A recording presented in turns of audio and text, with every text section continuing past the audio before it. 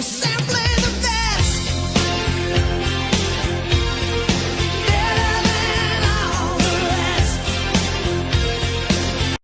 Hello and welcome back to the channel, it's JPA here. In today's video I'm going to be discussing Rangers versus Benfica tomorrow night.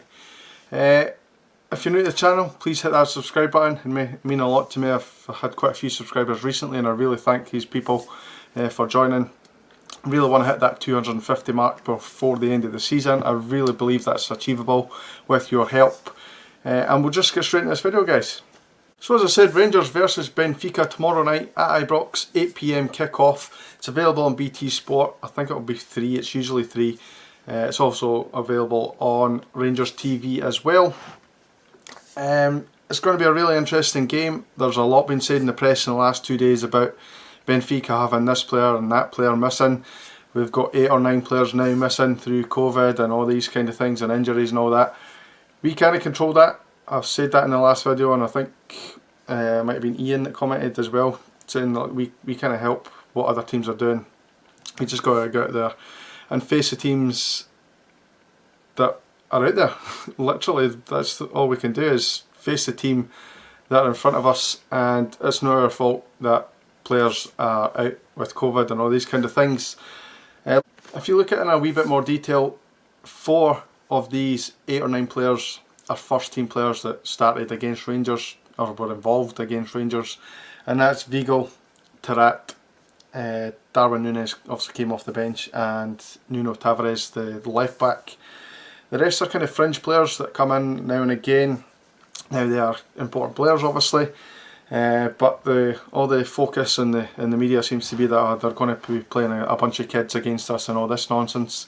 That's not the case. The kids will come in, or the under 21 players or whatever will come in and probably fill the bench. They're still going to have first team players coming into this team. It's still going to be a big task to come up against these players. They're a good group of players, they're a good squad, they've got good energy about them. As we saw in the last game, their passing is absolutely superb. Now there were obviously a couple of goals down to us and they came back and managed to get the draw. Their last game was a cup game which they won 1-0 against Paredes. I think a couple of goals for Severovic. I think he'll be the main player for them against us, with Núñez being out. I think he'll start. But if you look at their game before that, it was against Braga. Now obviously we know quite a bit about Braga, and it was another 3-2, but they lost that game at home to Braga, and they were 3-0 down and came back to 3-2. It shows their fighting spirit that they were a couple of goals behind against us and they didn't quit until they got that equaliser towards the end of the game, or right at the death of the game rather. And obviously 3-0 down against Braga, and they fought back and got to within a goal of them. So it just goes to show, even if we play well and we get a couple of goals up, we can't rest on our morals whatsoever. We can't take our eye off the ball. We made, what, 3 defensive lapses against Benfica. They made sure that they capitalised on them mistakes and they made us suffer for them. So we can't lose any sort of concentration defensively whatsoever. I will say that one of their goals that they conceded against Braga was a huge defensive error from the goalkeeper. He kind of came out to try and catch the ball outside the box, realised he couldn't, completely missed it, and they just kind of tapped it into the net. So that's one thing that we maybe need to concentrate on, is maybe getting a few more balls into the box. We did cause a few problems the last time we played them with that. They also play that high line. That's not really changed since we last played them. So it's a good opportunity for our pacey players like Kent, like possibly Aribo, Morelos, Barker if he's involved, to get in behind him and cause problems. Obviously we've got players that can cause a wee bit of upset in terms of getting the ball forward and moving it quickly. We've got Davis. Zungu unfortunately is not going to play. I'll go into a wee bit in more detail in our squad, but we've got players that can get balls in behind. Hadji is one of them as well. Obviously Arfield, Kamara. We've all got players that can get in behind their defence, and that's going to be key for us. We're going to have to keep the ball very well. We're going to have to stay very, very focused defensively, but we've got players that can hurt them. We saw it in the last game with Tav and Barisic getting down the sides of them, that they struggled to cope with it when we were on top. Obviously the opening stages of the game they were on top and they were cutting that kind of angle out, but the more as the game wore on and the more we grew into the game, Tavernier and Barisic did well to get in behind down the sides and get crosses into the box, and that's what we really need to do.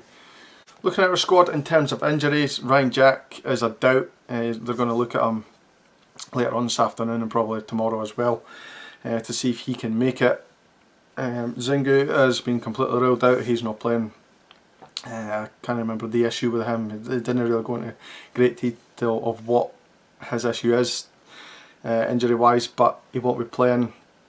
And obviously Katic is the main one, which we all know about. It'll be till like January, February time, by the time he gets back to full fitness. So we've got a good squad to pick from. Midfield is the one that's going to be most interesting to me. I think Arfield deserves a start, but you've got to remember we need players that can keep the ball, so maybe Kamara will come in. I expect Davis to play. Where does Hadji fit in? Hadji's obviously got that ability, like we said, to ping the balls in behind their defence, so I'd want him to play, but we've got obviously Aribo who can go on a mazy run and beat 3 or 4 players if we need, and it's going to be interesting to see who that midfield 3 are.